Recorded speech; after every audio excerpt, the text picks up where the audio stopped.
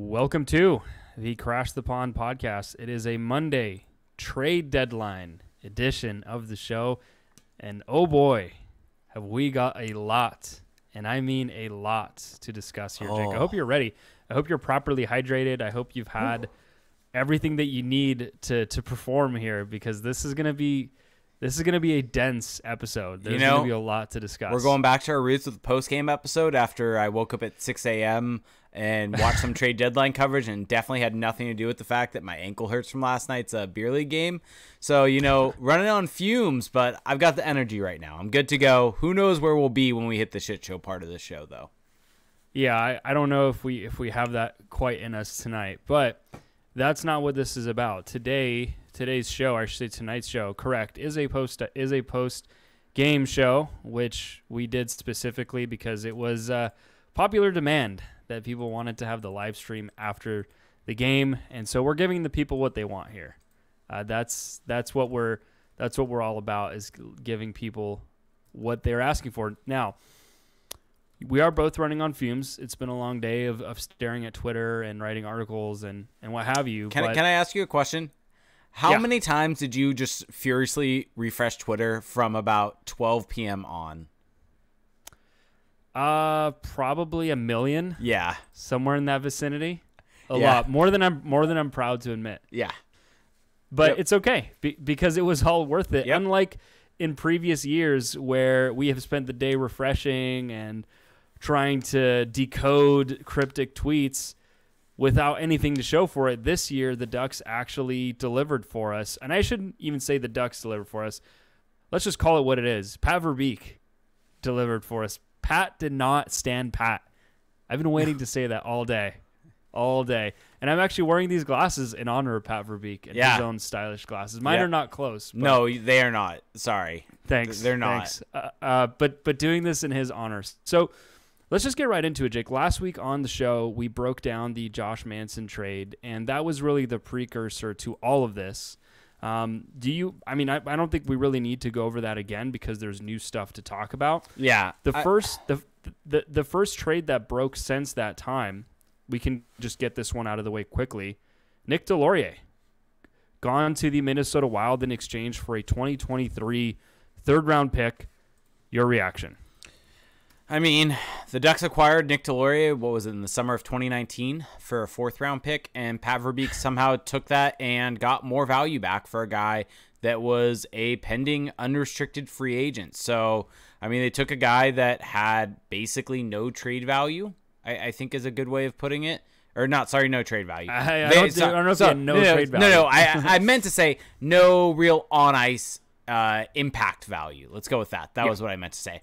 And was able to get that guy traded and get a third-round pick in return for him. And that's correct. Just excellent return. Excellent job of reading the market and knowing what he could get and getting an excellent return for someone that really has no on-ice impact for the Ducks. I mean, we've gone over this many, many times, but the RAPM charts are not favorable to Nick Deslauriers. Player cards, WAR, not favorable to Nick Deslauriers. This is a guy that he's basically there to be a good locker room guy. And the thing is, you can find guys that are good locker room guys that are also have a positive impact on the ice. So, right. Great for Pat Verbeek here.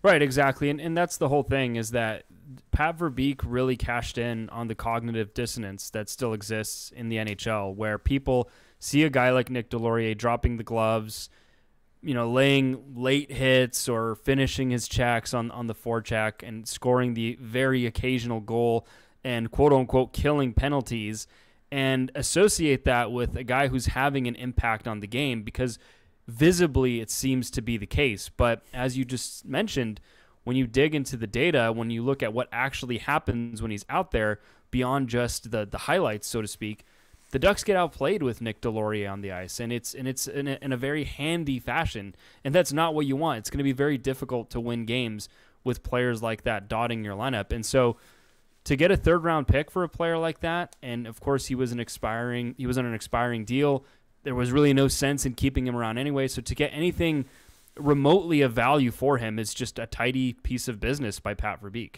Yeah. Yep. 100%. So I don't know if there's really a ton else to say about this about this trade. It's no, just like smart move. I think it's a smart move. I think from the perspective of long-term planning of this team, and that's something I think that the team is going to be looking into now, and that's something we'll talk about a lot more in the future as the next couple weeks happen, and it's going to be less about wins and losses and more about process overall. But you're going to be able to see, potentially, hopefully, Dallas Eakins use different guys in the penalty kill, different guys in higher leverage defense situations, with spots that Nick Deslauriers was getting, and quite frankly, should not have been in those positions. We're potentially maybe going to see Troy Terry on the penalty kill, which is something I've been clamoring for all season because of the way he kind of looks in defensive metrics. So these are all things that are really positive for the Ducks, because not only are they able to get the value from Nick Deslauriers in terms of getting the third-round pick, but they're also going to have the value by opening up spots on the roster for other guys to get looks in the situations that he was in. And I think that is one of the things that probably not a lot of people are going to talk about with this, but Nick Deslauriers was overused by the Ducks in a lot of these situations. So I think that's also a critical aspect of this. Right, exactly. And down the stretch here, you're not really seeing it quite yet with tonight's game against Nashville, but like you said, it just creates opportunities for other players and gives you more of a long-term perspective on this roster and what they potentially have. Now, the big trade, to me, this is the biggest trade of the deadline. I think it involves the most moving pieces, so it's literally the biggest trade. But also, I think that Hampus Lindholm was the one player, the one pending UFA that had the biggest chance of coming back. Mm-hmm. Even though, in the end, I don't really think he had much of a chance. He's the only one where you actually got some kind of info about, okay, here's what a contract would look like. Here's what the Ducks are offering. Here's what Lindholm would want. I think there was a little bit of a song and dance between these two sides, and maybe Verbeek was putting that out there just to put the fear in the other teams that the Ducks could potentially re-sign this guy and increase, and as a consequence, maybe that increased his price tag. Who knows? But this is going to be a mouthful of a deal, so I'll just get through it really quickly.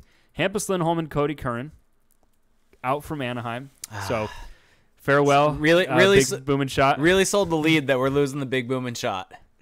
Yeah, sorry, Cody Curran. And in return, John Moore, Urho Vakanainen, a 2022 first, a 2023 second, and a 2024 second. So 3 draft picks, 1 first, 2 seconds, a 23-year-old defenseman in Vakanainen, and basically salary filler John Moore. Basically a deal that the Bruins get out of for next year, because he did carry. We don't quite know yet if John Moore is going to be a member of the Ducks much longer with the pending Dodonov trade, but he did have the remaining year at 2.75. So a lot of moving pieces there, Jake. How do you parse it out? Yeah, it's kind of tough to parse out. I think an easy way to maybe think about it is kind of trying to break it up that it was definitely Vakanainen, a first-round pick, and a second-round pick for Lindholm at 50% retained. I think that much is clear. Forgot to mention that. Yeah, 50% retained. And then I think in addition to that, probably what ended up happening was the Ducks were probably going to get another 4th-round pick, something along those lines, 4th-round, 5th-round pick. And by taking on John Moore's contract and essentially taking more salary off the books, not only for this year, but for next year from the Bruins, that additional pick went from a 4th or a 5th or whatever it was going to be to another second.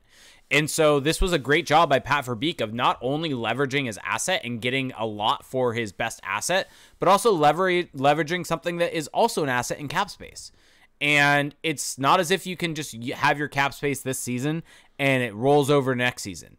It goes away after each year, so why not leverage it to get as much as you possibly can in return? And so that's what he did here, and he was able to get 2 seconds and a first. Vakanainen, I think it was 2017, he was an 18th overall pick, and while maybe he may not pan out completely as being living up to that pick situation, he is someone that looks like he probably will be an NHLer. And they were able to get a 23-year-old NHLer, bottom pairing defenseman, more so a stable type guy who maybe could become a 4th defenseman at best. Would you agree with that?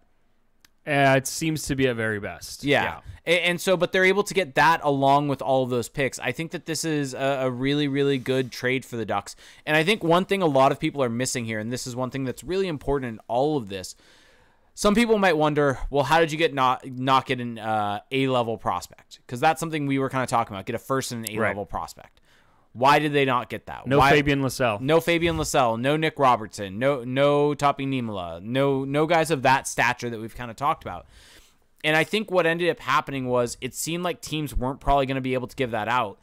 And what Pat Verbeek did was pivot to get as many picks as possible, because one thing to keep in mind with draft picks is you're not just getting them to essentially take the player. By getting that draft pick, you're not just locked into taking the player with that pick. You're acquiring assets that then you can flip. And I've made this analogy a little bit, or kind of not really an analogy, but using the Kings as an example of, they've done a good job, and we've given Rob Blake credit in the last couple of years of flipping Martinez, flipping Muzzin, flipping Jeff Carter, doing all these trades to acquire as many draft picks as possible. And sure, they've made some of those picks, but it also gives them the ability to make trades when they need, because they have such a surplus of additional picks that you can go ahead and you can give up some extra picks because you have them. And they were able to go out and get a Victor Arvidsson, for instance, this summer. They were able to then also, because of the cap space, sign a Philip Deneau. And so these are all things that you can do by trading away guys that aren't going to eat into your cap space with, for instance, not giving Lindholm that 8-year extension. You're able to then find guys that more fit exactly what you want. And so that's a really key part of all of this, is that you're able to get these assets that you can then use either to make the pick or use in future trades. Yeah, exactly. And I mean, that's an overarching theme of all of these moves, is that now the Ducks just have more pieces to play with. They have more tools to use at their disposal to improve their team.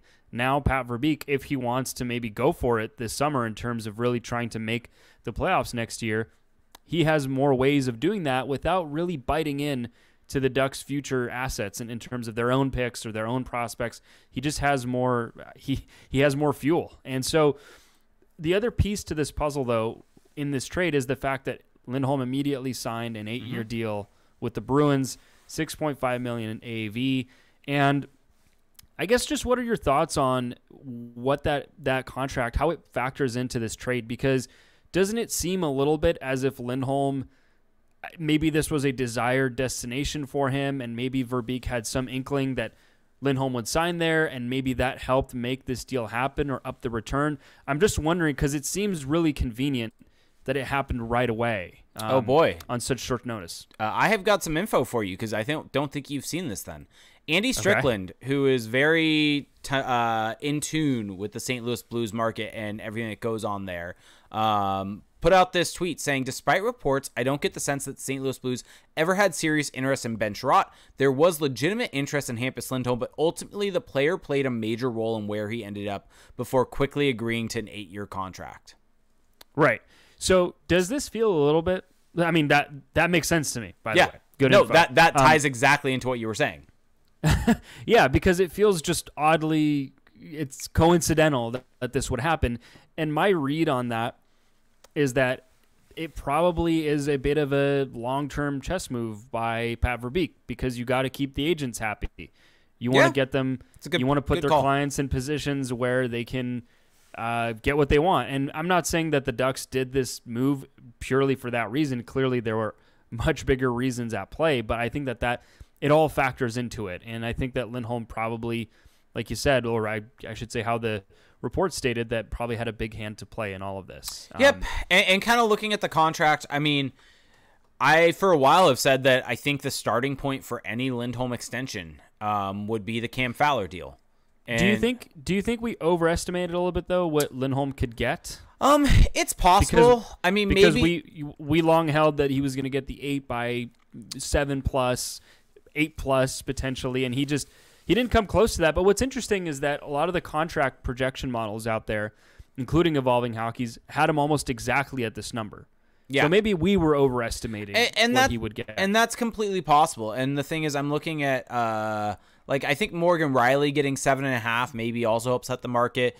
But, it's tough to say, because at 8 years, it's almost as if he was willing to take a little less money for the 8 years. For the 8 years, and to be in a place where he feels confident that he's going to win for a preferred destination. You saw, you read the comments, surely, that he made in his introductory press conference. I mean, he talked about the fact that the Bruins really showed that they wanted him. And I feel like the only difference between these two offers was the term between the Ducks and, I mean, the Ducks weren't offering as much money in 4 to 5 years, but I think that Lindholm really saw that term as kind of a reflection of his value or of his worth to those organizations. And so, I mean, good for Hampus Lindholm. Yeah, he gets 100%. To go, like you said, he goes to a team where he's going to have a chance to win. He gets the deal that he wants, and the Ducks get what they want. They get a boatload of futures, which they can do whatever the heck they want with. Yeah, and this is a win-win because at the end of the day, when are the Ducks probably going to be contending? They're going to be contending for Stanley Cup probably starting in year 2 or 3 years from now. Would be my guess. I think they're probably on a path with all these deals as a result of getting all of these picks and being able to now flip them. They're on the path of probably being able to contend in 2 years. That might be, or that would probably be the earliest part of their 2 to 3. Yeah, 2 to 3. Yeah. 2 to 3. And Lindholm at that point in time is going to be 30 years old. He's going to just be starting his decline. So they're maybe going to get 1 good year of him when they're starting their contending window and really kind of get their teeth into it and really start going for it. And then he's going to start kind of going on the decline and be overpaid at that point in time. And that's not necessarily what you want from your salary cap structure. Whereas the Bruins, a lot of times with these 8-year deals, you can somehow manage the later years. It's not fun. You can just figure it out. You figure it out, but you do this to get the guy for the now because you're in your contending window now. And the Bruins are in that. And Patrice Bergeron is aging like fine wine. And you want to give him as many chances as you can get to win a cup. Yeah. And also, I mean, one thing to note is one of the comments that I think we had discussed last week that Verbeek had made regarding the Manson trade is that the idea is to align this team with the window of its younger core. And that's something that we've talked a lot about on this show. And I think that if you look at the offers that were reported that the Ducks may have made to Lindholm, they kind of fit that window because it's, I mean, let's just go with the 4 years. If you're saying that the Ducks aren't going to be contending for another, 2 to 3 years, well, then that's pretty much when that's kind of the span of that contract. So it all kind of adds up at the end of the day why this didn't work out from a Ducks and Lindholm perspective and why it did work out from a Bruins and Lindholm perspective. Yep, exactly. And so I think both teams got what they want. I think Lindholm, I mean, a lot of people may be sad to see him go, and I completely get that, and that's a natural part of all of this is you've had this guy who's been a Duck for 9 years. Yeah. But at the end of the day, this is a win-win. Just didn't fit. Yeah, and this is a win-win, and both teams get what they want. The Ducks are able to align guys or get things that align closer to where they're going to be. Lindholm gets paid. Lindholm gets to go and try to win a cup this year. What do you think of Lindholm wearing 27 in Boston? Was 47 taken? Don't know. I feel like I should have looked this up. You probably should have, especially if you're gonna put it on bring me it like up that. on the pod. Yeah, who do you think you are? Me throwing out questions without knowing. Is the answer. Is it an ode to Scott Niedermayer? Is the question? Well, I wonder if the fact 47 was the number given to him in Anaheim. Was it? Okay. Yeah, well, because I was looking at old pictures of him, and I didn't find any of 27 with in his earlier career. No. So I'm a little confused. I mean, I think 47's open because 47 was Krug, is what ODog81 is saying. So. Well, yeah. I think just 47 was never his number, and it was the number. Him and Rakell both. They were both guys that. Those weren't their numbers, and they were given to them, and then they ended up sticking with them. And I think Rakell is actually sticking with 67 now. Sticking with 67. Yeah, I think that's just now his number. Yeah, I thought it was a bit intriguing, but that's definitely lower on the priority list here. Yeah, of exactly. Topics. Well, you brought up Rakell, so we should probably talk about him, unless you had anything else in the Lindholm trade. No, I don't think I have anything else on that. I was kind of saying it like that to see if anything would pop up in my head, but no, I'm good. I mean, on Vakanainen, I don't really have any big takeaways because he's a 23-year-old defenseman who hasn't fully cracked the NHL at this point, and those are usually the guys who you see in these trades. And so maybe he'll prove me wrong. There's been some good feedback on him, but I'm not. I'm just kind of viewing this deal as basically the picks and Lindholm. I think if Vakanainen becomes anything, then it's anything. This goes from being a really good trade to being an amazing trade. Yeah, but I think it's a fine deal. It's market value. It didn't blow people away. It doesn't necessarily blow me away either. But that means it's a good trade. But that's the thing. It's Verbeek finding a way to get market value and not lose on any front. I think that he absolutely milked this for what it was worth, but with the retention, with taking on salary, I think that that's exactly what you do in the position you're in. You're not overlooking any of the levers that you have available to you, which is something that we often criticized Bob Murray for. Yep. Also, the challenge with talking about this deadline is like not bringing up Murray at every turn, because that bar is just so low now that it's almost like, all right, we got to look past that at some point. Yep. I think maybe this is the last time we get to do it. Yep. Okay, but let's talk about the Rakell trade, because this was a weird one. Because first off, we didn't get the final details of this until 2.5 hours after the trade deadline had already passed. It took a long time, because the Rakell deal in the first place came after the deadline. It came after the 12 p.m. deadline, which, granted, there were reports that there was a huge backup at Central Registry. Then it started slowly filtering out of, I think the first report was a second-round pick and a prospect. Yeah, it was a pick and a prospect. Then it was a pick and a player, or a pick, a prospect, and a player. And then it was a pick, a prospect, a player, and another player. Yeah. And finally, we got our answer. And then it was a pick, a prospect, and Zach Aston Reese. Then that tweet was deleted. And then Bobby Margarita, I'm not even going to call him Bob McKenzie anymore, just Bobby Margarita. Bobby Margs. Deleted his tweet. So here's the trade, though, for those who didn't see it. So Rickard Rakell, the Ducks retain 35% of his salary. They get Dominic Simone, Zach Aston Reese, Callie Klang, and a 2022 second-round pick. So Simone and Aston Reese are both pending UFAs, and Callie Klang is a former third-round pick, a 19-year-old goaltender who's already had a run of success in Sweden, and then you get the second-round pick in this year's draft. So what it really shakes out to is the Ducks retain 35%, and with the salaries they get back in Simone and Aston Reese, it's basically a net neutral. It's a straight wash. Exactly, and so that's perfect for Pittsburgh. Yeah. Because they're a team that's mindful of the cap, whereas the Ducks can do stuff like this, right? Like that, again, this is what we talked about with Verbeek and Lindholm, is you're using all the different tools you have available to you to try to maximize value. Yep, and with this trade and with the retention here, the Ducks have used up now all 3 of their salary retention spots. So if there would have been another trade that would have had salary retention at all, the Ducks couldn't have done that. Right. You're only allowed 3. And the good news for the Ducks is all 3 of these guys are UFAs, so it works out well in that sense also. So want to just jump into the trade. What are your thoughts overall? Yeah, so I think it's an interesting trade. This is probably the one that I'm the most, I guess, lukewarm on. I think that it's a good, on its face, it's a good return, because I think Callie Klang is an interesting goaltending prospect. If you look at Byron Bader's model, he's trending towards becoming an NHL goaltender. He's been trending up since his draft year. He's gone from, I think, about 20% NHLer probability to now up to 50. So he's trending in the right direction, and there's good feedback on him. The second-round pick is nice. I really think, though, that Simone and Aston Reese, to me, appear to be salary filler just to make this work. Yeah, it's weird, right? But if you dig into their numbers, they also seem like guys who could help this team.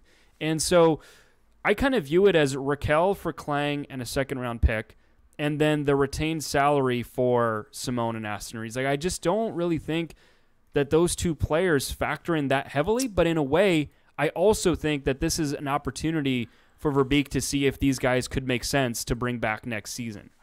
So here's kind of where I'm at with this deal. Now, anything else you want to add before I jump in? No, go for it. All right. On the return, the drum I've been beating a bunch on Rickard Rakell is Tyler Toffoli in the 2020 trade, where he went from what would that have been, from LA to Vancouver, and I'll look up the specifics in a sec. But that deal, from what I recall, was a second-round pick and Tyler Madden. Tyler Madden was a third-round pick. Guess what pick Callie Klang was? Third. Yep. So both players got second-round picks and also equivalent third-round picks from 2 drafts prior.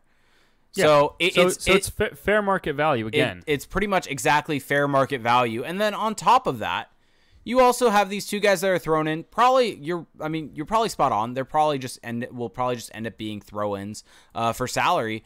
But it's hard not to look at this, and I'm throwing it now up on the screen. There are RAPM charts, and kind of maybe think that Pat Verbeek kind of targeted these guys as being potential options for bottom six roles moving forward, because as we know with Pat Verbeek, he is someone that is supposedly analytics friendly, looks at the numbers. Someone probably came to him about Dominic Simone and said, this is a guy that's being undervalued in Pittsburgh. This is a guy that his goals for per 60. Might that someone have been Jeff Solomon? It's possible. Goals for per 60 is below break even and doesn't line up with necessarily all of the other stats. You may be able to pry him out of a situation where he's under Brian Burke, who does not look at these numbers at all. And so you know what's funny is that Burke, sorry to cut you off, but before this trade, did you hear Burke's comment about how like the biggest mistakes are made at the trade deadline and Pittsburgh isn't moving because they're happy with their team? And then this happens? I don't know if you saw this. No, I didn't. Burke's full of shit. Oh, yeah, completely. 100%. In a great way. In a great way. Yeah. So regardless, I think what ended up happening was the Ducks ended up getting two guys that, I mean, honestly, they improved the Ducks' bottom six significantly. Yeah, but it doesn't matter for this season, though. No, it doesn't. But I think it's going to be fascinating to watch them because we're going to be able to see what actual good bottom six players are able to do as in comparison to what the Ducks have had. So my hunch is that these guys are, it's a split pie. There's two sides to this coin, two edges to this sword. I think that Simone and two Aston sides to Reese, a coin? Yes. There's two schools of thought here. Which one is that Simone and Aston Reese are salary filler, which I think does. I mean, it has to play a part because the money lines up. It almost works out perfectly on the dollar. But I also think that Pat Verbeek has talked about the depth of this team, and I think that he's seen what the bottom six has been this year for the Ducks, and it's been a weakness. And so Simone and Aston Reese may not return. But these are guys who he gets to watch, who he gets to follow closely, and maybe he decides that he wants to bring back next season. I don't think either of them figure to break the bank. And on a team with younger players as your core, you still need guys to fill out the lineup. You can't have all guys on ELCs or all guys on their second contracts. And so Simone and Aston Reese, they profile as guys who could at least just help that bottom six. And if they bring them both back and their results in Pittsburgh maintain, the Ducks are actually vastly improved, which is kind of crazy to think about. But that's how low the bar has been. Yeah, and so Zach Aston Reese is 27. So, I mean, and he is an August birthday, so he'll be 28 in August. And then Dominic Simone is also 27, also an August birthday, so will be 28. So if both of them got 2-year deals out of this, I think that would be completely fair just to kind of get bottom six guys. And what this kind of spoke to me was that Pat Verbeek was very adamant, right, that he came from essentially the Ken Holland school of thought of wanting guys to earn their NHL opportunity, right? Mm-hmm. You don't kind of just get jumped in or thrown into the NHL. And you and I may disagree with that methodology, but I think there's a lot of that built into this where, sure, they probably could have called up Perreault and probably could have called up Tracy for the end of the season, but I think instead he wanted to get some guys that can come in, be potential bottom six players for this team moving forward, and potentially sign them to essentially force those guys to earn the spot in the NHL. And they're good players. Yeah, like they're fine players. Yeah, this isn't that's like important. This isn't like putting Derek Grant and Nick Deslauriers as a roadblock. Well, that's the whole thing. Is that this has been an issue with Murray as well in the past. Except on top of that, it's been with bad players. And I mean, one kind of note that I just want to throw in is that I guess Pittsburgh fans were adamant that Zach Aston Reese is not good. Or I mean, they were also adamant that Simone was not good. And that was like starting to populate my replies as I was saying that I thought this was a good trade for the Ducks. And I just want to say that I think fans are great and fans are the lifeblood of the sport. Oh boy. That doesn't mean they're right about everything, right? I mean, let's say Cam Fowler got traded to Pittsburgh, right? I could reply to someone in Pittsburgh and say, well, there's Ducks fans who think Cam Fowler sucks. So all of a sudden, does that mean we should take that to be the truth? I don't think so. And if you look at Aston Reese's numbers, he's clearly a guy who can contribute. No, he's not a world beater, but again, we're just talking about depth players here. Yeah, I mean, to me, Zach Aston Reese equates out to being almost like a better Sam Carrick. Yeah. I think that's fair. That's, I think, the equivalent of what he probably is. Whereas Simone, honestly, from just looking at the underlying numbers, is just a guy that's probably been a bit snake bitten and probably just been on the ice for not as many goals for as he should be, and has actually had a really good impact. And I'm really curious to see him. That's the one I'm probably the most curious to see out of all these moves in terms of getting guys into the lineup right away. Yeah, I think that's going to be the most fascinating one to see. Because he has a bit more offense to him. Yeah, exactly. Which is intriguing. But so I think overall it's an interesting return. I mean, I think the other thing we should mention, like that's why there's just so many twists and turns with this trade to me, is the fact that the Ducks went out and got a pretty decent goalie prospect. Oh, yeah. Calle Klang. I mean, don't we have to have the conversation again? The goalie conversation? Do you want to bring up the elephant in the room that I think it was your boss reported today? Was it Pagnota or was it someone else? No, it was someone else. Okay. It was someone else. Never mind.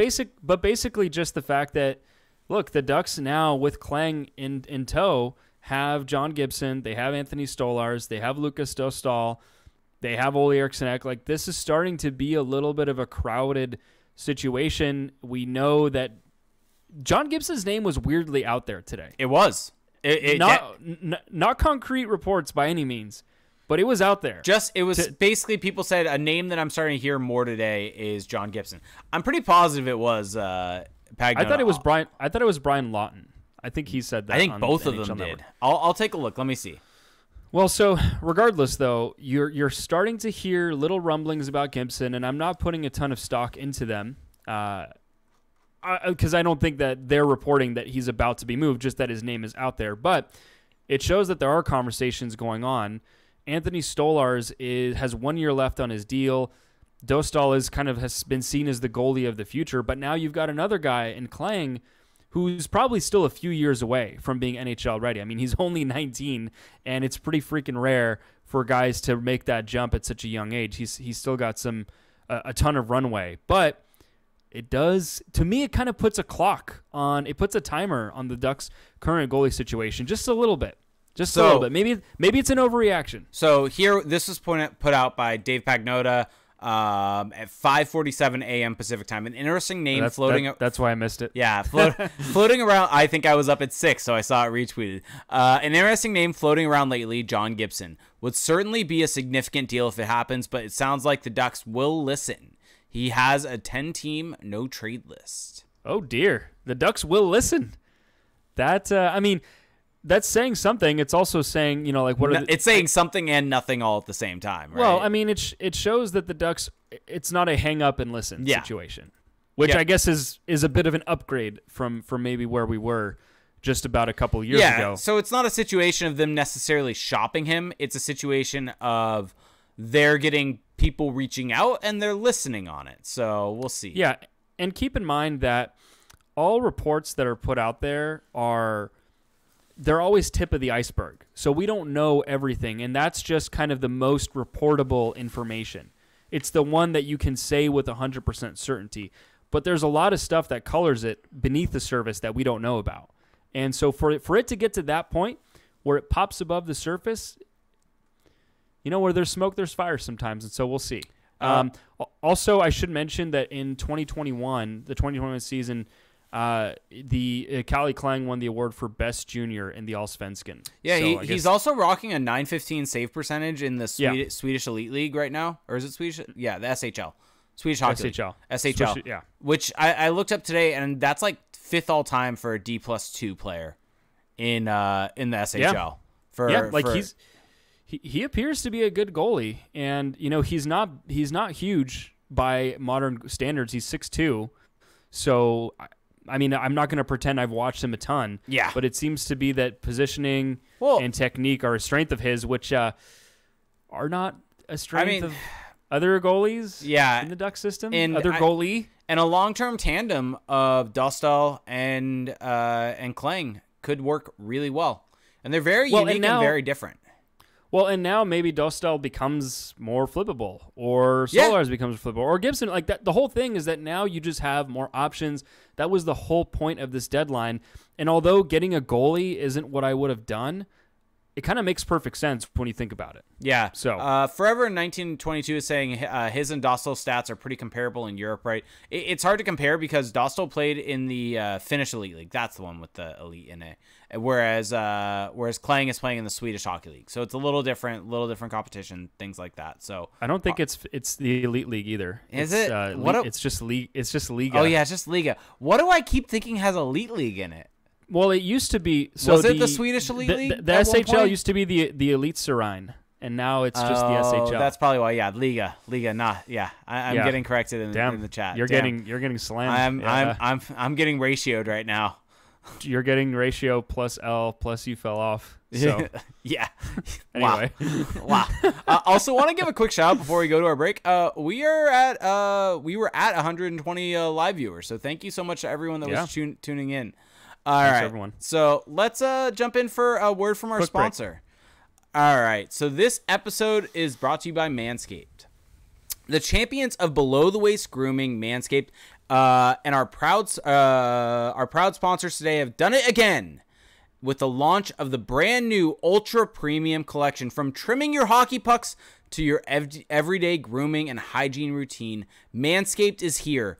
After lighting the lamp, hitting the showers with this all-in-one skin and hair care kit that covers you from head to toe, literally. Manscaped is trusted below the waist. Now trust them with the rest. Join the 4 million men worldwide who trust Manscaped by going to manscaped.com for 20% off plus free shipping with the code CTP. So, Felix, we all know that the Manscaped Lawnmower 4.0 trimmer has the precision of McDavid to trim below the waist. Their advanced skin-safe technology reduces cuts to your most delicate areas. But, I mean, why don't you tell them about this Ultra Premium collection? Yeah, but now you can enhance your perfect grooming routine and confidence with their Ultra Premium collection. So this package includes the Manscaped Premium Deodorant. No, not for your balls, but for your stinky armpits after hitting the ice. This deodorant dries clear, is aluminum-free, and cologne-infused with their signature scent. Also, the hydrating body moisturizer. Long day at the rink, this will keep skin feeling clean, smooth, and smelling fresh. Body wash to lather you up with their infused aloe vera. Who doesn't love aloe vera? And sea salt shower gel. 2-in-1 shampoo and conditioner. I've actually used this. Feels great with the hair that I have left. To clean your lettuce with an easy one step. Plus a free gift. A 3-pack set of lip balm, which I've also used. Not a lip balm guy. What's so freaking ever? But I've tried it because I'm an open-minded guy. And so a 3-pack set of lip balm to keep your trash talk firing on all cylinders. So, yeah, definitely check out the Ultra Premium Collection package. Yep, and that's 4 products plus a gift inside the Ultra Premium Collection. What a score, Felix. Made with the best ingredients with zero compromise to ensure you don't take a grooming penalty. I took a penalty in last night's game, actually. I'd recommend using the products in this order. Hop in the shower and scrub-a-dub-dub that body with the Manscaped body wash. Lather your hair up with the 2-in-1 shampoo conditioner to keep your noggin toggin. Dry off and spray on the hydrating body moisturizer to reinvigorate dry skin. Put on Manscaped deodorant for obvious reasons. Body odor is a major penalty. Pop that Manscaped lip balm on. Chirping has never felt better. The boys will be buzzing after cleaning up with the superstar lineup from Manscaped. So you all can get 20% off plus free shipping with the code CTP at manscaped.com. That's 20% off plus free shipping with the code CTP at manscaped.com. Don't be a goon. Upgrade your hygiene routine with the Ultra Premium Collection from Manscaped to fight your bush and odor this season. Huge. Go check out our friends at Manscaped. Okay. Let's keep the train moving here. So, where were we at? Calle Klang. That's right. Any last thoughts on the Rakell trade? No. O-Dog wants us to say regardless. So there you go, O-Dog. Regardless? Regardless instead of regardless. Oh, okay. Yeah, gotcha. Yeah. There you go. That wasn't the best transition for it ever, but you know, it is what it is. I make with the best of it what I can. Overall, I think this was proper value. This is exactly what the Ducks probably should have gotten for Rickard Rakell. Maybe some people are mad that there wasn't a first round pick involved, but at the end of the day, the getting a prospect plus a second is probably the right value. Like I laid out there, that's exactly what Tyler Toffoli got. That's exactly what Rickard Rakell got. That's kind of exactly where these types of guys end up landing as they go into become UFAs. And I think it's just kind of the cherry on top of it all. The Ducks were able to, in for their salary fillers, get some guys that actually work out well. That could be players. Yeah, exactly. Could be players for them. Yeah, I think that this trade, again, on its face, I think a lot of fans probably are a little underwhelmed because you get conditioned to the idea of, oh, it's going to be a first and, Samuel Poulin or some, one of the higher end prospects. But at the end of the day, if you study what these guys get at the deadline, which you've written about, which I've benefited from reading, you kind of, that tempers the expectations. And I think that this is perfectly in line with that.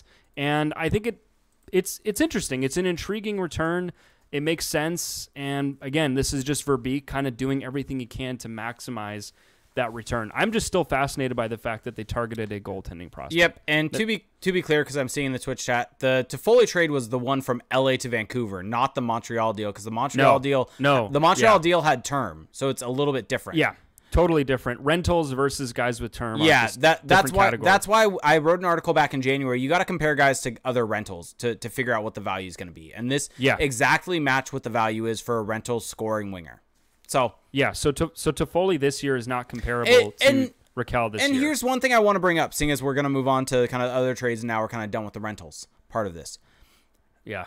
Even if it's gonna get weird soon. Yeah, and we're not even at that part of the show either. But here's the thing: even if maybe you thought the Ducks, should get more for these guys, right? Let's just say you're in that category that you think maybe this wasn't proper value, maybe they undersold them, anything along those lines. At the end of the day, though, these guys were pending UFAs, and as Pat Verbeek stated, they didn't necessarily fit the timeline. And so, they just didn't. They don't fit the timeline. Giving them extensions would not have made sense as a result of that. So even if you think that they undersold on this, which I don't think you or I think, but even if that's your opinion, that's still better than losing them for nothing. And I think that's the critical aspect of all of this, is that the Ducks were able to walk out of this deadline with, an additional first-round pick, 3 or 4 additional second-round picks, depending on, and pending. A fifth one pending, because they got one in Rakell, 2 from Lindholm, and 1 from Manson, and another third-round pick, a potential Josh Manson replacement, a potential NHLer at 23 years old in Vakanainen, and they got a long-term goalie prospect. Yeah, no, I think that when you kind of put the sum of all this together, this is they got all that for guys they were not going to sign. Exactly. They got that for guys who didn't factor into the long-term plan. They got it for guys who probably wouldn't have been worth extending them because of the way that these guys are aging. Production has gone down. And I mean, they got a third-round pick for Nick Deslauriers. So when you just put this all together, I guess one question I would have for you is what's the element of any of these trades, Deslauriers, and we'll throw in Manson, Lindholm, and Rakell, what's the element of it that you're most either excited for, intrigued about, just anything? What sticks out to you the most out of all these trades? I think I'm most excited for Drew Hollison. I think that he's someone that I'm very interested to see, because Trevor Zegras is very high on him. And now, granted, that doesn't necessarily mean a whole lot, because players are going to like their teammates. Yeah, they're going to like their teammates. They're going to like their guys that they've come up with. But he's a guy that really, I think, is intriguing to me. He's a guy that statistically profiles kind of like Josh Manson, but with more upside, more offensive upside. So what does that mean? Where does that go? And I think maybe it ends up not being anything. But I think that he's someone I'm very interested to see where he ends up at. Yeah, and also I would say that with Hollison, the other kind of subplot there is that he's supposedly great childhood friends with Jackson Lacombe. Yeah. And who the Ducks need to sign, or probably want to sign. Yeah. And so that probably sweetens the pot a little bit there. I mean, and it was also reported today that Drew Hollison was signed to an ATO, so he's going to be jumping into the goals lineups shortly. And I would assume also we're probably going to see Henry Thrun and Jackson Lacombe also make that jump probably soon. The goals are going to be a very interesting and intriguing team to watch. And Also of note, this is important with deadline. One of the things that I always like to track is paper transactions. Paper transactions. I only saw Buddy Robinson and Simon Benoit. Old habit there, trying to say Simon. Yeah. Simon Benoit was also put as a paper transaction. So those two guys were already on the goals lineup. They are going to be eligible. I don't think the goals are in the running to make the playoffs. I took a look at the standings. I think that's why there wasn't this like deluge. Yeah, exactly. Of paper transactions. Yeah. But also the Ducks just don't really have that many guys anymore who you can really think about sending down for the AHL playoffs. I mean, who from the lineup? I mean, maybe Drysdale, but Drysdale's played a ton this year. Yeah, do you really want to? You want to give him a break. Yeah, and I mean could probably use it too. I guess for me, the most intriguing part. I mean, I think Hollison is probably the most enticing part of all this because he's kind of the most. Okay, you can see it. You can visualize what he's going to be, and he doesn't appear to be that far off from being an NHL roster player. I mean, it could happen as soon as next year. That might not be the most likely scenario, but it's possible. I mean, I guess just to be a little different, I mean, it's kind of obvious, but Calle Klang, just the fact that the Ducks targeted a goalie, the fact that they already kind of have a little bit of a crowded crease organizationally, I'm intrigued to see where that goes. And then just the fact that they got a crap ton of picks. I mean, 4 second-round picks before we ever find out if Evgeny Dodonov has left the hotel in Vegas or not. Yeah. So let's talk about that one. I feel like we should. I mean, this is all like this kind of sucks because it might. By the time you're listening to this, it might be completely moot due to the fact that Vegas and Ottawa are just kind of incompetent. But the Ducks made a trade that was declared official late in the afternoon to obtain Evgeny Dodonov and a second-round pick. Basically, they get a second from Vegas by taking on Dodonov's 1 year, $5 million. So let's first just talk about this deal just as it is, and then we'll get into. Got it. That's what I'm saying. Sorry. So Dodonov to Anaheim and a second-round pick, which is a conditional pick. So basically, they received their second-round pick in either 23 or 24, depending on the result of the condition in the Eichel trade, which I don't have that condition in front of me. I don't know if you want to pull it up. And then the Ducks by the way, pour one out for Ryan Kessler's Ducks career because Ryan Kessler's contract, which we have much ballyhooed on this show. Yeah, are we eating crow on this? I think you're going to eat crow. I think I will eat some crow, but not all of it. So Kessler's contract goes to Vegas as well as John Moore. So by the way, for those keeping score at home, John Moore spent a total of a day, not even a day, like an hour in Anaheim. And 2 days. Sorry, 2 days. Sorry, 2 days. 2 days. It was Saturday. The condition on the pick, by the way, is whether it's the top 10 protected. So, okay, wait, no, sorry. This is the 2023 second round pick. So conditions: if Vegas first round pick in the 2022 draft, as a top 10 pick, then Vegas will transfer their 2024 second round pick instead. So basically, if Vegas had a top 10 pick, then this year. Yeah, top 10 pick this year, then the Ducks would get the 2023 second round pick, but if they aren't, the Ducks get the 2024 second round pick. So likely 2024. Yeah. And I think that's probably why Cap Friendly has it just written up as 2024. But yeah, so Ryan Kessler is off to Vegas. John Moore, his long, maybe they'll do a tribute video for John Moore when he comes to Anaheim next time.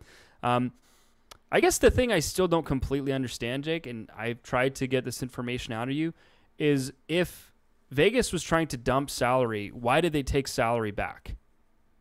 Why did they take Kessler and Moore back? Yeah, one thing, sorry, I want to correct this because it was in the Twitch chat about the goals real quick. 7th place makes the playoffs in the Pacific Division. So the goals are in a playoff spot right now.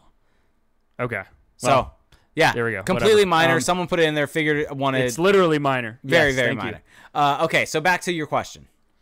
Why did the Vegas Golden Knights take on salary? It seems to be the whole point of this deal is to get rid of salary. Yeah. Although I guess the flip side is that they do. I mean, Kessler's deal comes off the books after this year, and then Moore's cap hit next year is lower than Dodonov's. Maybe it's as simple as that. Yeah. So I think it's a situation of essentially the Ducks may be trying to clear a little bit of money off the books if they're gonna take on this deal. Because here's the thing to think about with it's not just LTIR, and I think that's one thing that's worth shooting down right now, is that you always have to think about it like this. when you add a guy in a trade, you are also adding his cap hit. You don't just get to then say, like, let's just say you're a team that for Kessler, let's just say the salary cap's at $80 million. A guy has an $8 million contract. You add that player to your thing. You then go front and they would be at 72 mil. So you have $8 million cap space. You add that guy to your team. You then go up to 80 mil, and then you can put him on LTIR to then go above the salary cap by $8 million. So what benefit did you have? You previously had $8 million in cap space. You've added him, and now you can just go over the cap by $8 million. There's no difference there. You still have $8 million to work with, whether you added that player or you didn't, from the perspective of Kessler. And so, and also the issue with Kessler is he's not an LTIR yet because the Ducks never had him there. So it's not as if they're trading a guy that's on LTIR. They actually never did. Yeah, because you have to be within the salary cap. You have to be within the cap to be able to put a guy on LTIR.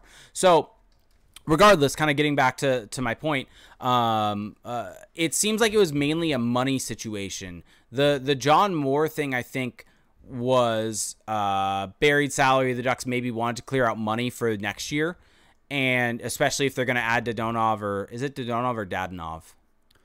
So the way Russian pronunciation works is every syllable, like there's no change depending on the configuration. So it's Dadonov. Like there's no change depending on like the sequence. Okay. So I just say Dadonov because that's me trying. Yeah.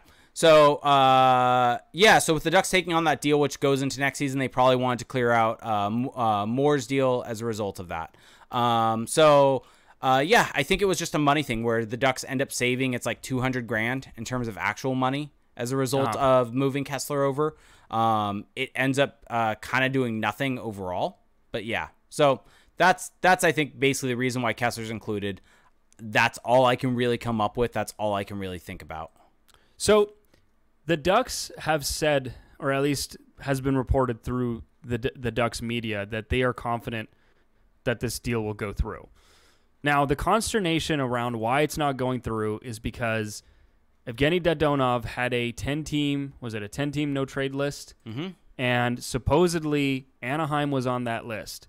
Now, the deal was approved. The deal went through. But now, apparently he claims that because Anaheim was on this list and that the Vegas didn't uphold that the deal should not go through. And now there's this whole consternation of, well, why did Vegas even attempt this trade? Shouldn't they have known that Anaheim was on this list? And it's a mess because Ottawa was the one who sent him over to Vegas. The team that trades him is supposed to transfer the list over. And so there's this whole kind of he said, she said about the situation. And to me, like there's going to be a lot of spilled ink about this, but what it comes down to is that it should be common knowledge for the team that has a player on its books that he has a no trade list and that what the teams are on it. There's supposedly a provision that he can provide the 10-team list once the trade happens. Regardless, Vegas should have known. This is on Cap Friendly. This is on Puckpedia. You and I, anyone could have looked it up. So Vegas has a pretty bad track record with its players, and now this is me kind of completely speculating, but it just feels like either A, they completely screwed up, or B, they're just trying to sour him so much that they just get him to leave regardless. Yeah, exactly. And yeah, it's very puzzling. So let me just at least read out kind of Frank Saravelli's tweets that have happened on it. So here's tweets with Dadonov. Basically, from what he can glean and understand, Dadonov seems to have properly filled out his 10-team no-trade list with the Sens before July 1st due date. The Sens traded Dadonov to Vegas. Was the list, which was still valid, passed along to Vegas on the trade call? He kind of asks as a question. And then he's told Vegas claims that they never received that trade list from the Sens. Either way, the Ducks are on his original 10-team no list, which should have blocked the deal. And so it basically just feels like a whole mess up where we never got the email. It went to my spam folder, Jake. Yeah, that's why I sent you to a team on your no trade list. Here's the thing that I don't necessarily get, and something that ends up that I'm confused on with this is supposedly, from what I've seen, Vegas was also on his no trade list. So that would have required him waiving. Well, that also hurts his argument. Yeah. Right? Like, unless that's not the case and I'm just seeing bad information, which is possible. So don't take that as gospel, please. But if also the trade might just have gone through by the time we drop this, or yeah, exactly. by the time you're listening. So, kind of getting back to the overarching kind of method of this trade, the Ducks also save. So by moving Kessler, they save about $540,000 in actual hard money. That's with the amount paid by insurance and things like that. But I mean, ultimately, just for everyone out there that may not realize this is a cap dump for Vegas. This is Vegas needing to get out of a contract to be able to have guys come back and get them into the lineup. Mark Stone is coming back, and they need to have guys moved out in order to make this happen. So as a result of that, the Ducks are taking Dadonov for both this year and next year, and are getting a second-round pick as a result of it. So the Ducks aren't giving up anything of note. They aren't, they're giving up, like I said, Ryan Kessler's contract and John Moore. In fact, it's kind of like the opposite. They're giving up afterthoughts, basically. Yeah, exactly. And so they're taking on a second round pick they're getting a second round pick for taking on this contract. And which is a great move. Yeah. And the funny thing here is that essentially the Ducks also get a player that is an improvement on their bottom six. Yeah. Top six even. Yeah. If you want to go further, I think that Dadonov has the potential to play anywhere in the Ducks lineup, but he could also play in their top six. He's a decent play driver. He's got playmaking ability. I mean, he's a guy who improves their team in the short term, and I think the other kind of element to this is that he's going to be a guy they can flip if they hold on to him up until next year's deadline. Again, assuming that this all goes through, but he just becomes another piece that they could potentially. I mean, imagine if the Ducks end up getting like a second or a third for Dadonov at next year's deadline. Yeah, because he has a good year playing in their top six. Yeah, he's a good year playing in the top six. You retain salary. You got 2 picks for taking on the contract. Yeah, basically, like ultimately. Yeah, and so it's just another kind of savvy Verbeek move that we never really saw Murray execute. Just these kind of creative deals. And just to clarify something, because someone's asking, I could have sworn I saw a tweet that Dadonov waived his no trade clause. So that was something Dave Pagnotta, I think, said on SiriusXM that I was listening to, and I ended up tweeting that out. And that was more of an assumption of his, essentially, what it is that, hey, if this deal is going through, the Ducks are for sure on his no trade list, which means he waived it. But as it turns out, that doesn't necessarily seem to be the case. And S.J. Hawkins saying that I thought once you waive the no trade, you waive it going forward. No, that's actually something with the new memorandum of understanding when they renegotiated the CBA and agreed to keep this with some alterations. That is no longer there. So once you waive it, the new team still has to honor it as a result of that. And so, Elliot Friedman has tweeted out that this is now an NHLPA issue. So I think it's just we'll find out. Yeah, it's just a holding pattern. We don't really know. I think that honestly, this is one of my favorite deals of this deadline. For Me the too. Ducks. It's actually my favorite because I like watching Evgeny Dadonov play, and the Ducks get a pick out of it. Yeah, it's just a win-win. Like the Ducks get a good player and get a pick for him. Like that's it. Like and by the way, the Russians get a Russian good roster player, which they haven't really done, with all due respect to Alexander Volkov, but which they haven't. I mean, when's the last time the Ducks traded for a good Russian player? Traded? Don't remember. Or just, went out and added them to the team. Chistov, when they drafted Chistov? Yeah, I mean, it's been, like, that's the whole point, is it's just been a long time. Yeah. And so, again, just the paradigm shift continues in Anaheim. So, I don't know, anything else on this deadline? I mean, now that the dust is completely settled, or at least is settling, have you formed any additional thoughts? I think at the end of the day, we've now, I mean, it might be worth bringing up that kind of Pat Verbeek basically said that he wanted to get guys and get things that really aligned with this team's contending window. That he's trying to build a contender that is going for a cup for a very long time. Oh, Fedorov. There we go. Fedorov's probably the last player that they would have acquired. Well, Brizgalov, was a goalie. But Brizgalov was a draft also. And also, yeah, kind of. But Cheestov was also. But yeah.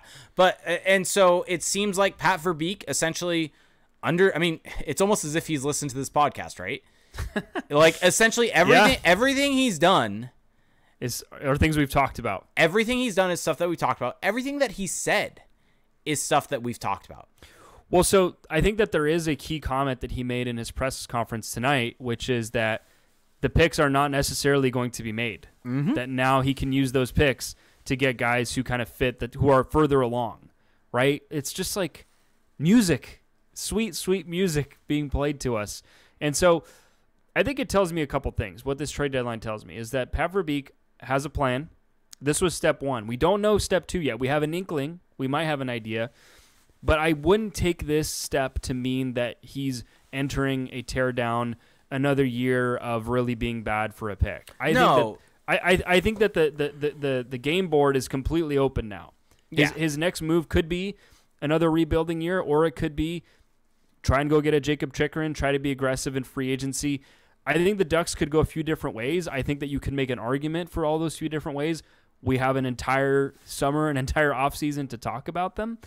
But it's an encouraging start. I mean, if you're a Ducks fan, I think that this is the most encouraged, the most confident that you've probably been, or that you should be in your franchise in a very long time, because there's clearly just a coherent strategy at play by someone who looks to be credible and competent. Yeah, it's really fascinating to see someone who has a plan.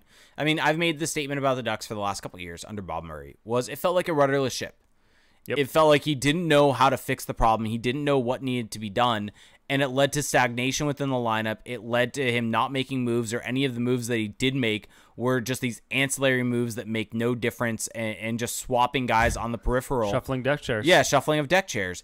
And it ends up doing nothing, and it kind of led to this stagnation of the roster and led to where they're at today, and it led to exactly what they had to do. And picture if Bob Murray actually did what needs to be done, and he moved all three of these guys last year. They could have had even more. Yeah, like that's the thing. Crazy. For anyone that wants to get mad at the returns on these deals, look at Bob Murray. He should have moved these guys last year. You add another year, they would have gotten more. And so, the tough thing though is that now the Ducks front office is pretty different. You've got no Nonis, yes. You've got no Murray, yes, and you've lost added Solomon.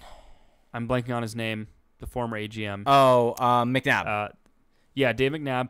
Like those are three bigwigs that are gone, and now you've got, Madden is elevated, Jeff Solomon is elevated, and you've got Pat Verbeek. Like this is just a completely different ship. So we can't even know for sure if they would have even gotten more, like if they would have just bumbled their way through last year. True. So, but yeah, kind of getting back to my point is that this management group has a clear plan, and they have a clear plan in place, and it's pretty obvious. They don't necessarily care about being good the rest of this season. That's not their concern. Their concern is the process. I think what they are going to be looking to do, though, is to build this team. There's obviously holes on this roster now. That's what happens. The blue line. Yeah, it's hard to necessarily make changes and improve that at the deadline. Where you make those changes are in free agency and in your trades, and potentially in the draft and with your guys coming up. And so that's where I assume. And I mean, the Ducks now have so many draft picks. Maybe they package a couple of the seconds and get an additional first at the deadline. Use those additional firsts to then potentially get more and get Jacob Chikrin going. And so basically, this is not a long-term tank for those that are thinking it's that way. This is something that I fully trust Pat Verbeek to have a plan in place to make this team better next year. And I fully expect this team to be almost like LA next year, where maybe they're still young, but they're going to be in the spot where they're going to start pushing for a playoff spot next year. It's not going to be the start of the contending window, but they're going to be starting to push and try to be competitive and actually win next year. Yeah, that was going to be my question, is because now we've spent so much. I mean, we've literally spent years kind of building up to this deadline, it feels like. And now I kind of feel this almost emptiness of like what comes next. But the what comes next is going to be fascinating. And I think you kind of gave your answer away of what you think happens.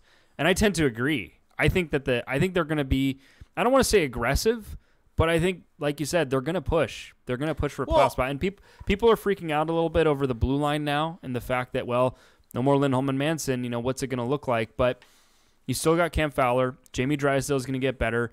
I think you have some guys who can at least fill depth roles. You've got the college free agents coming in, And I think you can just go and get guys in free agency. Like it's not this Rubik's Cube to just kind of fill out that blue line. And assuming Dadonov does actually end up coming to Anaheim, and let's say you bring back Aston Reese and Dominic Simone, that forward group's going to be interesting. Yeah, it 100% is. And so, yeah, and I don't want to necessarily say that losing Manson and Lindholm aren't losses, because they're both good players. They are. I mean, the Ducks are worse right now this season, today, compared to last week, compared to, I guess, a little over a week ago, because they lost those guys. But that's not what this is about. It's not about that. But I don't think their impact is necessarily at the level of where some people might think it is at. Well, look, I mean, Hampus Lindholm's numbers weren't good this season. Yeah.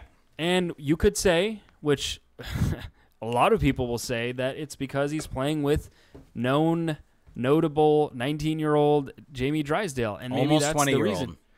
But you also don't know that for sure. Maybe it's the start of a slight decline. Fowler, Drysdale in a couple games have been good. Yeah, look great. I mean, I'm waiting to get for that sample to build. But if Fowler and Drysdale look great together, some of the Lindholm truthers this season are going to have to take a long look in the mirror, because that doesn't look great. That's not a good point in favor of your argument there. Yep. I mean, Ken Pathou points out Lindholm had worse numbers without Drysdale this year. Yeah. So we'll see. Yep. CJ KHL is saying, is he only 19 though? Well, now they have another 19-year-old in Calle Klang. Yeah. So I will support Calle Klang. Yeah. All right. So let's get into some Discord questions. Then we'll get hit up Twitch questions. Maybe we'll have a little bit of time for a shit show portion. Very shortened shit show portion. Very brief. Yeah. Seeing as it's already 11. It's 11 p.m. Yeah. We'll just do one quick city and a review, and then we'll get out of here. So let's see. Real quick. Anaheim Blue Jackets fan says, who's the best Ducks defenseman in the league? Wait, what? Sorry. Who's the best defenseman in the league at the moment? Sorry. I botched that. Ooh, good question. I want to say Cale Makar. Yeah, I think it's Makar. Like, he's probably the one, if it was a fantasy draft, not actual fantasy hockey, but just who I would want to build a team around, it's probably Cale Makar. Yep. Travi Bear said, how do you see the Ducks being better next season? This just goes perfectly. Losing Lindholm or Rakell hurts the Ducks, so who replaces them next year to make them better? Yeah, I mean, I think that, like we were just saying, I think the Ducks have enough to start kind of building out their blue line. Again, you're really banking on some internal improvement. You don't know which guys are going to be able to make a jump next year, and if they do make a jump, how good they will be. But I really just see it going a couple ways. I think that Pat Verbeek will either try to make the big move for a Jacob Chychrun, or just fill it out with free agents, kind of low-cost, short-term deal guys. Yep. Oh, yeah. Christian J saying, I seem to remember in an episode earlier this season where Jake was defending Lindholm being better than Fowler. Yeah, I'll take the L on that one. Yeah, I've had to do some work to get you to this point. You have. I'll take the L. Here I stand victorious. Yet how do you see the Ducks being better next season? Someone pointed out, even if they don't get Chychrun, Travis Sanheim is a name that's potentially out there. That could be an interesting pickup, obviously. There's going to be guys that end up being undervalued by their team. And if Pat Verbeek, as we're potentially seeing with the trade with Pittsburgh, if he's able to identify these guys that are being undervalued and be able to get them for pennies on the dollar, that could be exactly how the Ducks are good next year. Yep. So I think that's how also just internal development and growth. I mean, that's something with the way the Ducks have been able to have their prospects kind of be able to pick their prospects, whether it's through making the jump, Hollison being on the team. They have internal guys to be able to come up, whether Olin Zellweger is too good for the WHL next year. Yeah, I've been holding back on saying his name because he's still got so much. Agreed. It feels like he's still so young, but he's looking special right now. At what point do you say sending him back to the WHL hurts him? Is a waste of time. Yeah. I mean, I think we might be there. We might be getting there. He is torching that league. And torching it in a way, I know some people will say Sam Steele, things like that. He's doing it in a different way. Different. He's being a dynamic driver of offense. Well, he's also doing it in a dominant way. Yeah. Like, it's not just like he's secondary a great junior assists. player.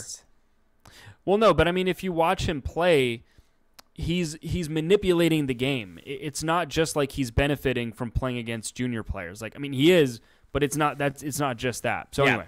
JJ Stone Drums says, who does Drysdale move in with now that Lindholm is in Boston? Well, couldn't he just still live at Lindholm's place? Yeah, I mean, the house is still there. Now he has it all to himself. Yeah. What's he going to do with it? Who knows? Yeah. All right. And, I mean, he could also just move in with Zegras. That also works.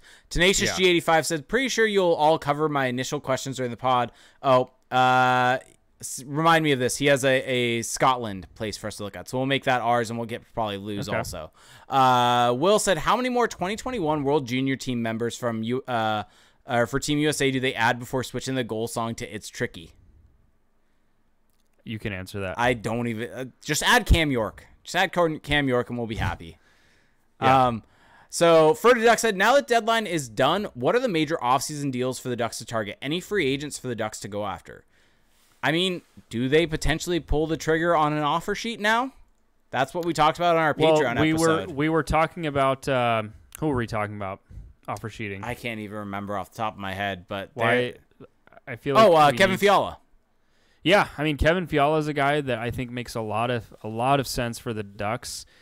I don't know if they will end up doing it though, but that is someone that I would be targeting, because outside of that, I mean, do you make the big offer to a Johnny Gaudreau? I mean, I think you have to think about it, but you know, Pat Verbeek talked about that he doesn't want term for aging guys, and I don't see him doing that even for a Johnny Gaudreau, because that would just be so counter to what he's been saying. But who knows? Maybe he's just not quite telling the truth there. Yep. Duck Dragonet said, are we sure the deadline's done? Yeah, I mean, it's done, but I mean, here's the thing to remember. It's not done for Yevgeny Dodonov. The deadline at the end of the day is just a deadline to make a trade for someone to be playoff eligible. The Ducks aren't going to the playoffs, so the Ducks can still trade. They can trade. This Dodonov trade can go down a week from now. I really hope it doesn't. Can we just move on? Yeah. Ferdiak said there were rumblings that the Blackhawks might make DeBrincat available at the trade deadline.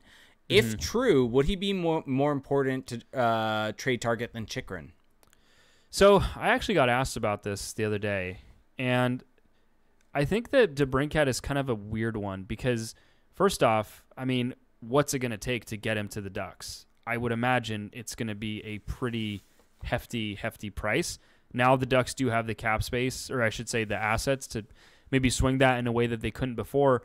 He's 24. He's got a year left at $6.4 million. He's going to be an RFA. What's his next contract going to look like? Do you want to sign that next contract? Because by then, let's see, he's going to be 25 this year. So by the time he signs his next contract, he'll be 26. I'm not so sure I want to do that if I'm the Ducks. I feel like it's kind of a big swing. And I know that at some point you're going to have to take a swing on a guy, but I'm not so sold on that like I used to be. Yep. Sorry, I'm like reading the questions. That was on DeBrincat, right? Yes. Okay. I didn't know if you pivoted to Chychrun. I'm trying to load everything up and get this going so we can blitz through all these. Olaf is Berserker said, did this trade deadline win Pat Verbeek the Jim Gregory? Maybe in 3 years. Well, I think it definitely helped his early reputation as a GM. Yep. And that's pretty important. Ducks Jaggernaut asked, how likely is it, and is it allowed for Pat Verbeek to reach out to Dodonov directly to discuss his hesitations about coming to Anaheim and try to see if he can get him to waive the clause? I don't know. I actually don't know either, but I think that as long as Vegas allows it, I think Verbeek can reach out to him, but they have to have permission. I think that would make the most sense. Yeah, I don't think he could just call him. Yep. Will asks, is Terry offer sheeted when this deal expires? And if so, who are the possible candidates? Whew. Now, that is an interesting question. No. He's being extended. I was going to say, I don't think the Ducks are going to screw around with Terry. I think that he's going to be handsomely rewarded. Yep. And then he also asks, if it were a possibility, would you rather have head coach Bruce Boudreau or head coach Martin St. Louis behind the Ducks bench? Boudreau. St. Louis. Wow. I mean, I love Bruce Boudreau, but give me Marty St. Louis. Coldfire said, do the Ducks extend Zach Aston Reese and Dominic Simone? And if so, what are the contracts do you think they'll get? I think if I had to bet on it today, I think one of them comes back. I'd agree. I feel like not both. Just because they're going to go to UFA. I'd agree maybe with that. they don't. So, I think I think one of them does, not both. So for my sake, everyone in the Twitch chat, please throw in your questions now, right after my now tweet, just so I have a starting point, and just throw questions on it. So for those of you watching on YouTube, yes, we're on YouTube. Go to youtube.com/crashthepond. And please like, subscribe, everything on there. Hit that notification bell. You'll get notified. I see all the YouTube comments, everything like that. Or if you're listening on your favorite podcast services, we do a Twitch stream each and every time on Mondays at 8 p.m. typically, with some post-game episodes. As this has been the exception to the rule. Yes. But if you want to support the show and you have Amazon Prime, you get one free Twitch Prime gaming sub each and every month where you can support this show, and it helps out more than you can imagine. And you can be just like that guy Bobski, who resubbed for 16 months, Heyo Deflo resubbed for 16 months, ODog81 resub for 13 months, Whiskey Throws resub for 4 months, Lockdown Late Night resubbed for 29 months. And I think there were a couple more, but they may have gotten cut off at this point. So my apologies to anyone that we missed. Winterborn, did my 25 subs go through? I don't think they did go through. But let's start jumping into some questions. Adam Hutchinson, former writer with us at Anaheim Calling, said, how many points did Sam Steele have in junior? Specifically for you, Felix. In junior? Yeah. Like, as his entire junior career? I don't know. Blame Adam, the Derek Grant lover. I think his draft plus one, he had 131 points. Okay. But wow, impressive. Yeah. Lockdown everyone knows that. It's the only Steele stat that people know. Kevin, what is Fiala worth at being nearly a point per game if he continues at this pace through the end of the season? So we talked about this. The big thing with an offer sheet for the Ducks is you don't want to go over, I think it's 8.25. Yeah. Because once you go above 8.25, it ends up being, let me see. Is it 2 firsts? Yeah, two first-round picks, 1 second-round pick, 1 third-round pick. Whereas so that's the compensation package for the team that would be giving over 8.221. So if you can keep it under that, then you're good. I mean, and if you go over 10.2, then it's just 4.4 first-round picks. I mean, yeah, I'd be hesitant because, I mean, the thing is the offer sheet comes after the draft. So it would not be in 2022, it would be in 2023. So the Ducks would lose their own. And so luckily they're stocked up on seconds and thirds, where they would basically lose their first round pick. Oh, and now all of Winterborn's. Thank you, Winterborn, for all of your 25 gifted subs. Thank you so much for that. Thank you. So I mean, I think if I'm the Ducks, I would go up to the 8.2 on the dot. I don't know if I would do more than that. Now, granted, does Minnesota match? They're going to be in a cap bind, so they may not. Yeah. So it's going to be tough, and it's tough to even think about for the Ducks because, like we talked about, you're trying to avoid that big swing, but at a certain point, you're going to have to do it, and maybe that will be the one that's worthy. I think Fiala is a good candidate for it. Yep. The only downside there is you're losing the Ducks are losing their own 2023 first-round pick. But, I mean, where is that pick going to be? Yeah, exactly. If the Ducks are kind of like a playoff-ish team next year. Yep. Goons Never Say Die said, what does Terry's new contract look like? Well, I think so. He's eligible to extend starting this summer. Yeah. Here's the hard thing with predicting this is we don't know how Pat Verbeek views RFAs. And I think that's the hard thing, right? Well, we know that in this situation, like any other situation, the team holds a ton of leverage. There is the arbitration factor. I mean, I'm really curious what Troy Terry and his camp want to do. Because do you just take the contract now? Like, does Troy Terry have another? Because let's face it, Troy Terry's not going to get paid for his underlying metrics. He's going to get paid for the goals and assists. And I mean, as high as we are on Troy Terry, I don't know if he's going to have another season like this next year. Agreed. He might, but this might be like Troy Terry might want to sign the dotted line this summer. Yeah, and here's the thing, and this is kind of why I brought up we don't necessarily know. You're seeing more and more GMs commit cap to younger guys because I think Jesperi Kotkaniemi. They understand that essentially you want to pay guys for their maximum years. For their maximum production years. And so how does Pat Verbeek view that? Because Bob Murray was a guy that was going to take any leverage that he could get and stay on that. Well, what's the term that you give Terry, though?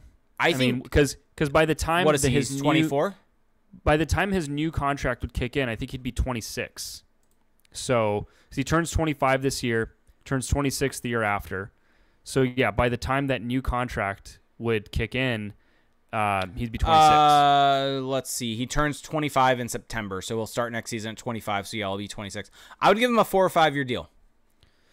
Yeah, because you can't give him. I mean, you don't want to give out the 8 years, right? No, so, I would probably do 5 times 5, 5 times 6, something in that range. If you're Troy Terry, do you take that contract? Yes. I think for him, this is a massive, massive win. Yeah. Like, that's kind of how I'm approaching it if I'm Pat Verbeek, because, like, you know, Troy Terry, like, you've had this, like, you're a great player. We believe in you. We're like, this is the Godfather offer, basically. Like, you may never get this again. You should take this now. Yeah. And I think that he might, because I think that you heard his comments the other day about how he wants to be more of a leader on this team. He wants to be part of that leadership group. And I think that he's bought into to being a part of this rebuild. And so I think maybe it gets done this summer, but who knows? Yep. Let's see. Gengi Horiguchi is Barber. I don't know. It always gets me.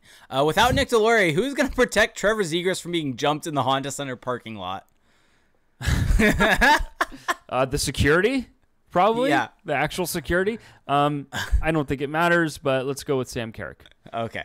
Christian J17. I'm going to go with Jamie Drysdale, the silent assassin. Okay. Christian J17 said Claude Giroux signing as a UFA with the Ducks. I don't think so. Oh, I would doubt that. I think he stays in Florida. Yeah, probably. Yeah. I mean, Florida has a pretty wide open window right now. Yep. So AHutch13. Adam Hutchinson said, is the A on Derek Grant's jersey magic? Adam, why did I read your question? How many goals did he have tonight? He had 2. Yeah, there you go. There you go.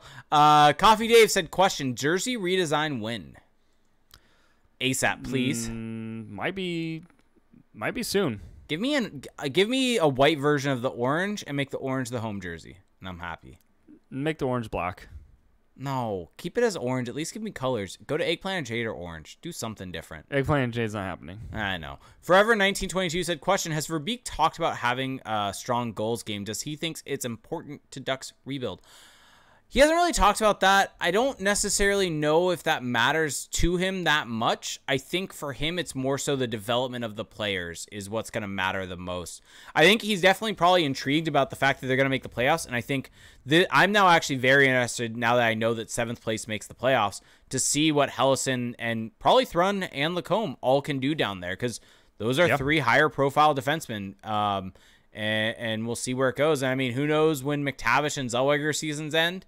They probably are going to go deep, but whenever their seasons end, they're going to be eligible to go there also. Do Thrun and Lacombe both sign the same deal as Hollison, which kicks just in the next same season? Yeah, probably. Makes sense. Yeah. I think Lacombe definitely does. Thrun is my question mark. We'll see. I think we'll find out. Yeah. Sith Lord Buscemi said, who would be your top 3 targets in either free agency or trade to get the Ducks back in the playoffs by 2024? Chikrin or Sanheim? To get back in contention in 2024. So we're talking like the big swing. 2 years from now. Yeah, I mean, I think Sanheim is an interesting one because he didn't get traded. Neither did Chikrin.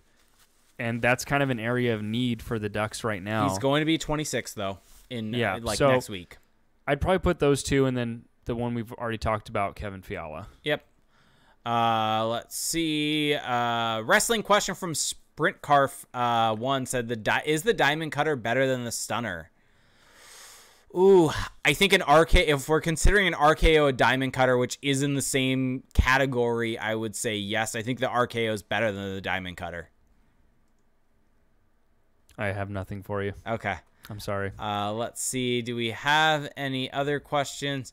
Any final thoughts before we just very briefly look at this city from our good patron? This was a big day. I'm trying not to lose sight of the fact because I'm just tired and I've been staring at a screen all day, but that this was a really big day. This was, the last few days, like the Ducks have made a huge step forward, which they've resisted doing. And I think what's exciting now is that we get to start thinking about what comes next. And I think that now that I don't want to say that the Murray, demons have been exorcised completely, but it really feels like we're starting to step into this new era. Whatever this is going to be, it feels like we're starting to turn a corner. And I'm very excited to see what it's going to look like. Yep. That's all. Agreed. That's my closing statement. Yep. All right. So let's briefly look at this one city, and then we'll get out of here. Okay. This came from where was it? Tenacious G85 said I know it's not in Canada, but look up New Abbey, Scotland. New Abbey, Scotland.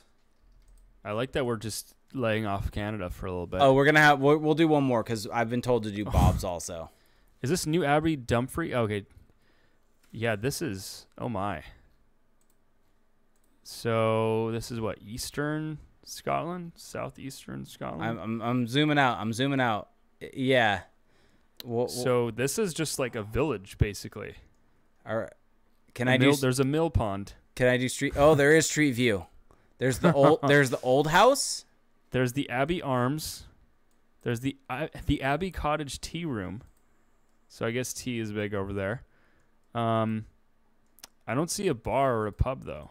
There's the New Abbey stores. Yeah, where's the pub that we can see the Where's review the beer? There has to be one. There's the tea room. What there's a football club. Are there any Abbey Vale reviews of Football the Club. tea room? Lovely homemade soup. Wow. Okay, I'm on board. I'm on board with that. The Rose Wall. Let's see. The Rose Wall. This is, I guess, like a bed and breakfast type place. My holiday apartment. This is 2 years ago from Ann Weston. This is a lengthy ass review. Go for about the Rose Wall. We're it's just a 5-star review. We're ending with this. My hubby and I have just spent 7 nights in Rosewall Cottage, and it was perfect in every way. We found it very clean, warm, and welcoming. On arrival, there was milk, butter, bread, eggs, delicious biscuits, and a coffee machine with lots of capsules. It was February and a bit cold and wet. The cottage was always warm and had a very efficient shower. What does efficient mean? Is there a dishwasher in the middle? Not a dishwasher, a clothes washer in the kitchen? Good water pressure and enough hot water in the tank for a bath. The tiled entrance hall was ideal for taking muddy boots off and cleaning our border terrier. The washing machine was a bonus I wasn't expecting. We loved it. Oh yeah, there is a washing. Wow. Yeah, so there's a washing machine randomly in the kitchen. I'm sold.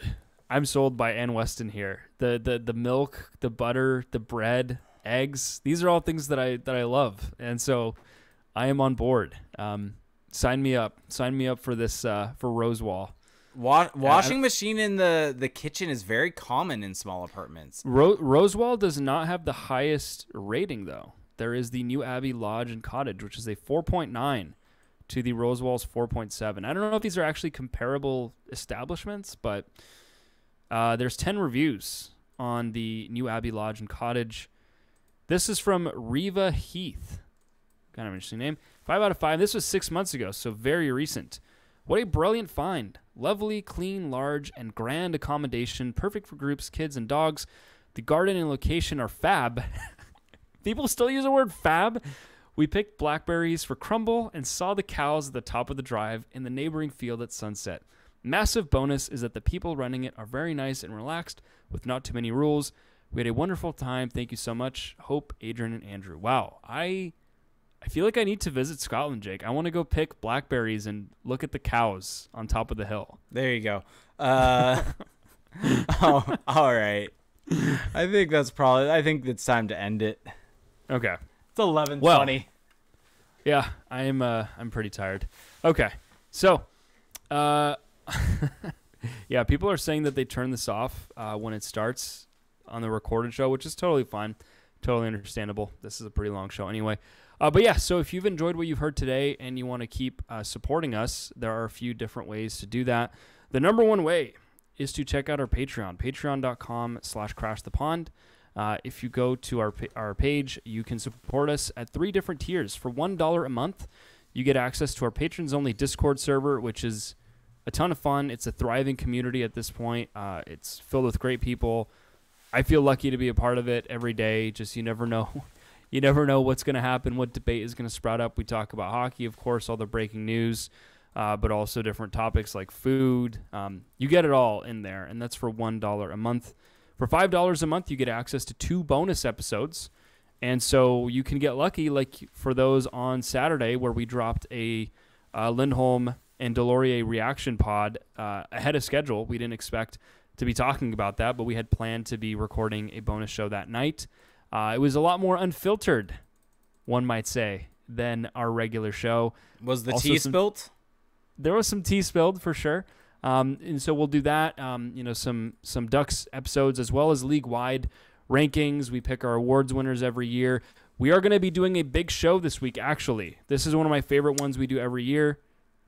Are we doing it? We're going to be doing it, I think, next weekend. This month. We're doing it's one of my favorite ones that we do each year. We're going to be breaking down every single trade from the trade deadline. So don't miss out. And then for $15 a month, you are just an awesome person, and we greatly, greatly appreciate you. That is at patreon.com/crashthepond. Now, you don't have to pay any money to support us, though. You can just search us on Apple Podcasts, search Crash the Pond, and leave us a rating and a review. We greatly appreciate those. They help the show grow tremendously. And if you do leave that review, we will read it on the show. The more inside jokes that you can work in, the better. We love hearing from you guys. You can also leave us a rating on Spotify. You can subscribe to us and turn on notifications on YouTube. You can get the video version of the show, see all the charts, see the maps at the end, see Jake's cat, Salem, which I don't think she's making an appearance today, sadly. She was on screen for a lot of it, did not want to be held when I went to go hold her. That's at youtube.com/crashthepond. All your podcast streaming services. We're also on social media. Crash the Pond is on Twitter and Facebook. Check out crashthepond.com. Ooh, new items in the shop this weekend. For anyone in our Discord, there are now Turtle Committee shirts. Turtle Committee shirts. And Turtle Committee stickers, and there are now also coffee cups, coffee mugs. So if you want to rep the Duck or want to rep Crash the Pond, don't necessarily want to have a shirt, want something a little bit simpler, coffee mugs are now there. Yep, so go check that out. That's at crashthepond.com/shop. We've got a bunch of articles up on Crash the Pond right now. Huge shout out to Eric Stites, who was posting all day today on the trade deadline, getting all the articles up for the breakdowns. And then I have an article up with some trade grades, or not trade grades, but some, analysis, we'll call it, of each trade.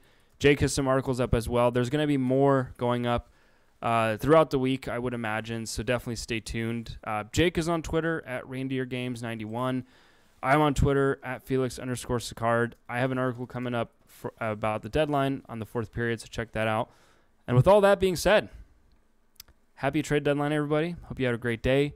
Wishing you a great rest of your week, and we will talk to you next Monday. Have a good one. Bye!